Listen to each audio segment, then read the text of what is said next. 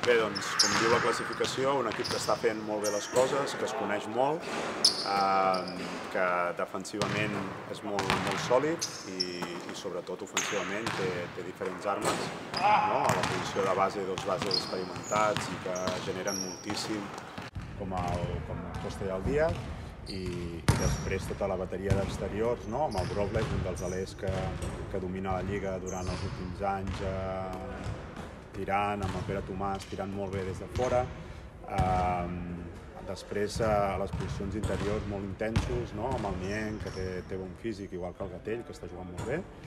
I un partit complicat, però que nosaltres encarem com un bon repte, no? I sapiguem de les nostres armes també per poder una mica, sobretot amb la soltura que estan jugant ells, que també arriben d'una bona dinàmica, doncs poder fer un treball defensiu més com el de la primera part l'altre dia a Valladolid, intentar-lo fer durant 40 minuts i a partir d'aquí anar trobant la millora que necessitem i els mecanismes per ofensivament castigar l'equip del Granada.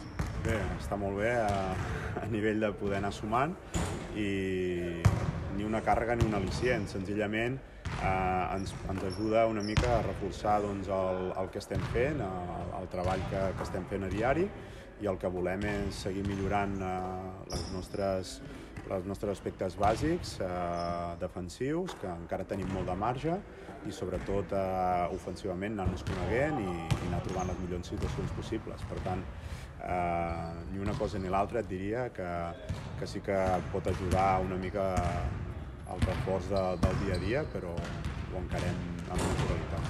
Doncs un pas més, un passet més, res més del que ens ha donat cap a les altres victòries, un passet més per seguir creixent, per seguir remuntant llocs a la classificació, però sobretot si aconseguim la victòria des del que volem, des de ser un equip, des de la defensa, doncs serà una victòria important en aquest sentit, no? Que haurem crescut i haurem millorat les coses que volem.